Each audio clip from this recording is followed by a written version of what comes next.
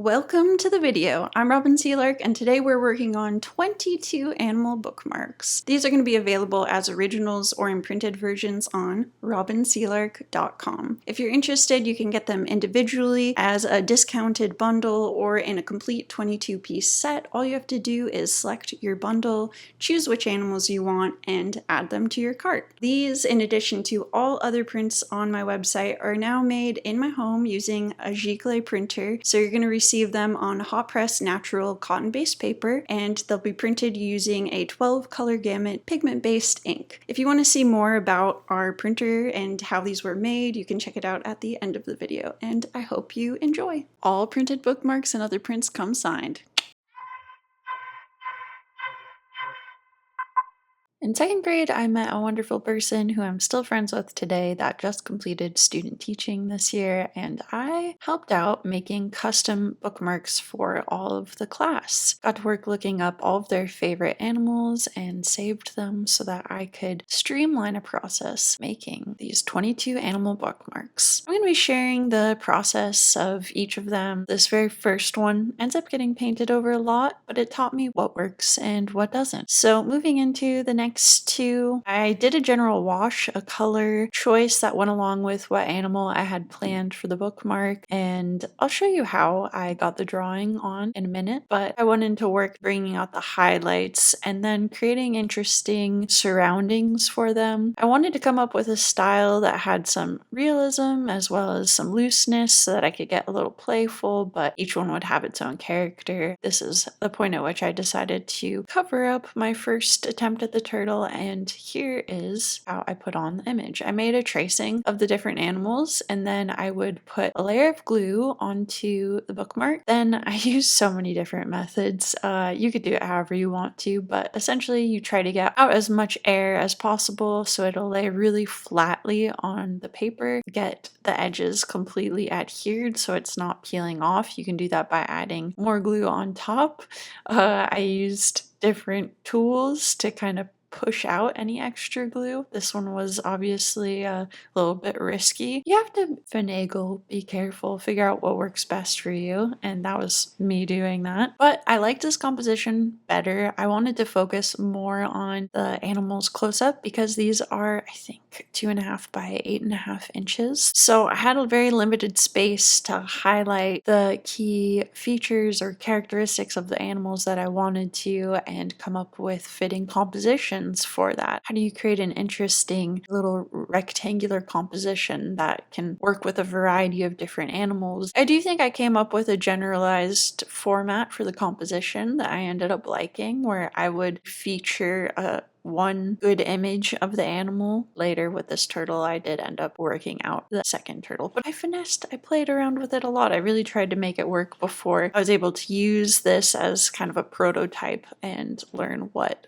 I wanted the whole body of the 22 animal bookmarks to look like and what would be easiest to streamline, go faster with. Turtle has a lot of layers to it, but it helped me learn the process so it was faster going forward. So yeah, made the wave shapes, created lines of glistening light coming through the water toward the turtle. Here I'm jumping into 2 images. I would work on multiples at the same time and see where I could try to do bulk work essentially. So I got both of these tracings nailed down and started into painting them. Something really interesting happened with Dolphin I wanted to point out, where I have this diffused white behind the top marks of white, and so it ends up looking like glistens in the water around the dolphin are glowing. I thought that looked really cool in the final composition. But yeah, I generally just have to fill it in like a coloring book page, and I do it as simply as I can. I do leave some of the pencil marks showing still, but I put in enough information where I'm developing some of the color and some of the contrast and getting a somewhat scrappy, somewhat finished, very stylized type of image. Here's the bunny. I try to choose images of the animals that an elementary school student would like, what they would think was cute or interesting. I just went off of their names and what animals they had asked for and did my best to guess. She was sneaky about getting their favorite animals in an introduction phase, so they didn't realize she was collecting this data on them for later getting them these custom made bookmarks. So that was pretty cute. They were wowed like she was a magician when they ended up with like a pit bull and they're like, this is like my pit bull. It's pretty cool. Each of them came out a little bit differently, and I made a more decorative background on this one, created some patterns trying to reference more stylized leaves.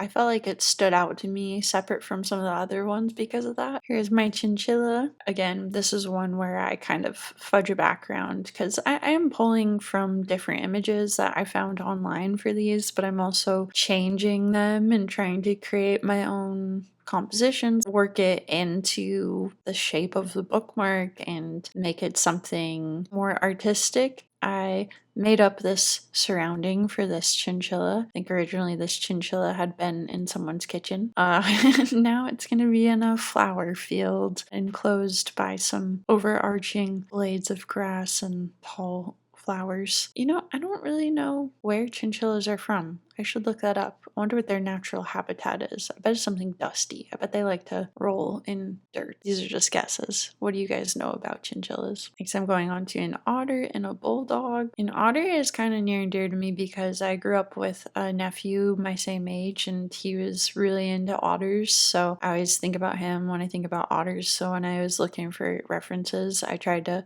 find one I thought was incredibly cute. I did that with all the animals, but this one was probably at like a zoo, I'm guessing. It looks like he's got his hand up on a glass and it's very anthropomorphizing. I thought it was super cute. For the English Bulldog, I wanted to highlight the face. I thought this was really cute. It's always just a choice of how you're going to highlight the animal. You have to think what is going to look good individually and as a group. So there's a little bit of unification to how the process works and what the overall set will be like. There's a million cute ways to portray otters. I love when they're holding hands and floating on their backs or when they're carrying their young. The artist Jeremy Miranda posted something on Instagram referring to these larger paintings he does as like vehicle to make smaller abstracts. So he like zooms in on his painting and shows the closer you get how much it's abstract color fields. You know, it's like all these little individual pieces come together to make something representational, but when you're really zoomed in, it's loose and it's fun. I think that these bookmarks gave me a way to explore mark making and abstraction and decoration craft. There's more of an element of like craftiness to these than with other works that I do because they are objects as well as artworks, and all those things made it really fun to play with. I'm not usually working on animals, so this gave me a bunch of new experience with different animals than I've worked on before. I liked the element of play that came in with individuating these odd compositional shapes. Some are very referential to what I was finding online, but some I was getting more explorative with. It's the idea of creative constraints where you have a general rule of what you need to make and you set up guidelines to give yourself some amount of consistency across the body, but then within those guidelines you're able to deviate and explore creatively how you make them each a little individualistic. I like working with creative constraints, so this was a fun project. And yeah, honestly, it was a lot of work. I'm going to say it took me a long time, and I didn't want to just do anything, I guess. There was a lot of different ways I could have come at making a dog, for example. Some of the kids just had dog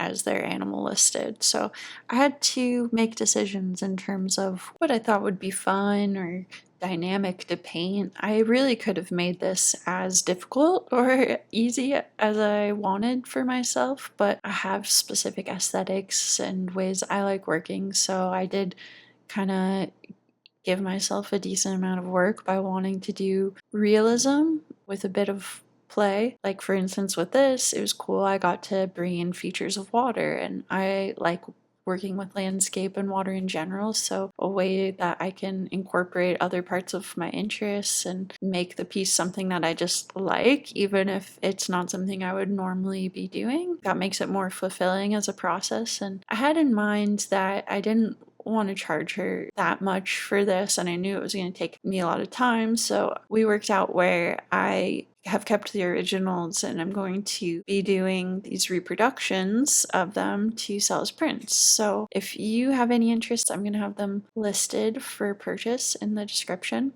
But it's taken a while for me to get these out, as I've had a number of different projects I've had to be working on. You kind of line up a queue of work and figure out when you can release things. So I've been sitting on these for a while, but it's fun to revisit them and talk about the process and the things that I like about them and what I've learned. I showed these with a little bit more continuity than what I was actually doing. You'll see that I work in them in batches sometimes or groups, but I also shifted around some of the footage to make it a little bit more continuous. But as I went along the process and was trying to speed up and improve the precision or quickness with which I worked, you'll see that I end up going into like batch work where I have 4 lined up at a time and I'm gluing them down, then doing all of the backgrounds, then starting in with a certain amount of detail and just giving them space to breathe in between so I can do the least amount of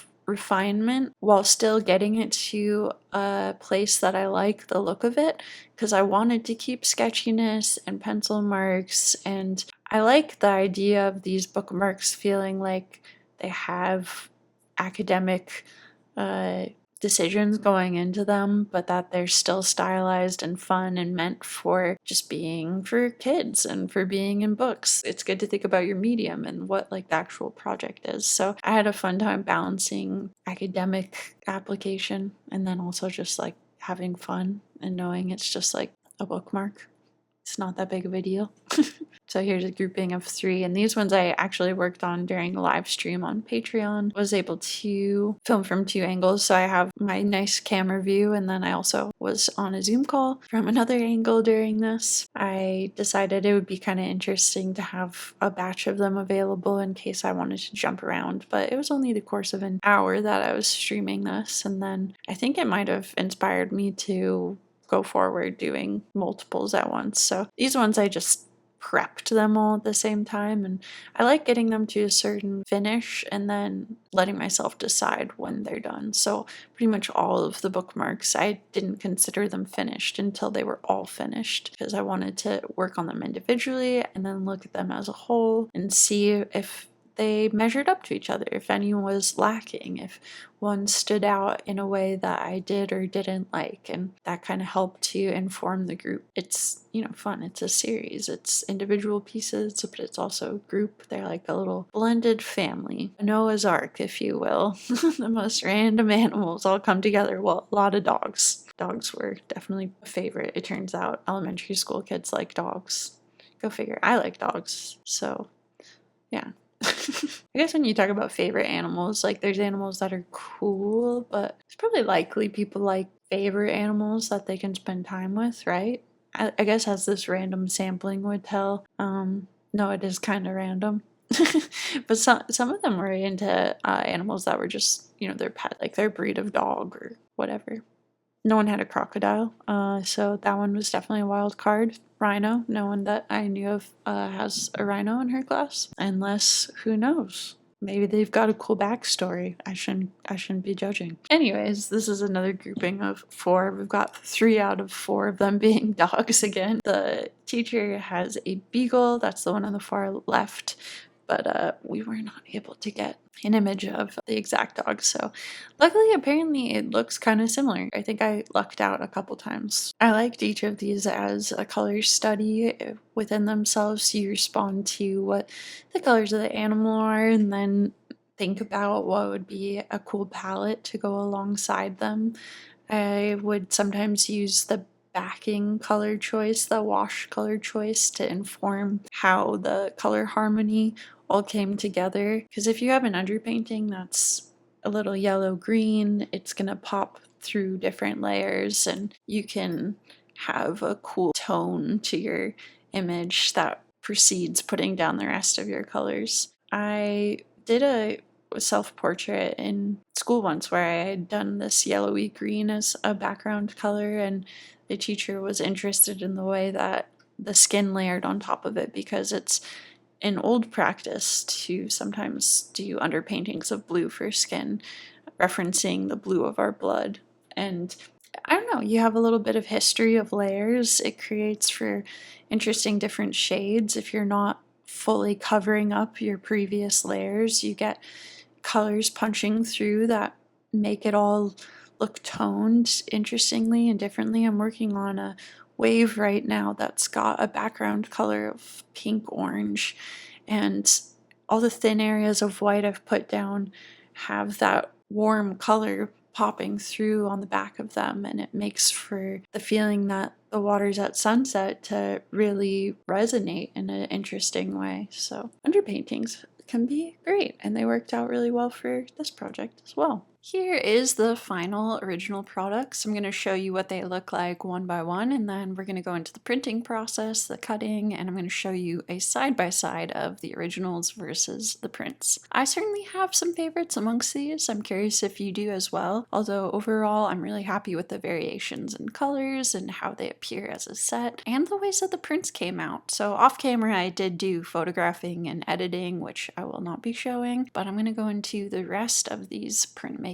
And here is our giant 500-pound machine that we had to push up my large driveway and then scoot inch by inch into the garage before we could hire some movers to put it on top of the actual stand and let it move around. The printer has a cool feature where you can watch it being printed through a little screen, and then you see it coming out on the other side. It's got this big mat to catch our large scale prints, because this can do huge reproductions. So this is a great size for our paper roll. We're doing it in rows, and we just kind of formulate the different images to fit what we're up to. It has its own cutter, which is nice, and here's Alan holding up the prints, and we're going to watch him in the cutting process. We decided to go with this rolling cutter versus one with an arm you put down, because it is more large scale, so you can fit larger things. And I don't know if you've noticed this, but the arm cutters tend to deviate at a little bit of an angle, so it's harder to get the precise cuts. But I sped this up because it's a pretty tedious process, and thankfully Alan is going to be doing my printing and fulfillment, so we're going to do a revenue share, and I'm going to have more help going forward with my business, which means more time to paint and easier access to doing these nice high scale fine art prints. You can see how nice the print came out. It looks super similar to the bookmark, and I'm going to do a side by side on each of these. After they're printed, I'm going to be signing the back side of each of these, so you can expect everything to come with a signature. And these reproductions you can use as bookmarks, or if you want to, they are the same quality as my other fine art prints, so you can display them in a frame if you want to display them as artworks, or put them in a book. They work great for both, or they're awesome gifts. Checking them out side by side, you can see they came out really similarly, and with editing I was able to enhance them even a little bit, so depending on what you like, you have access to either one, and I hope you will enjoy these as much as we have. It's been a fun gift to give out to people who visit the house, and a great way to show off the new system.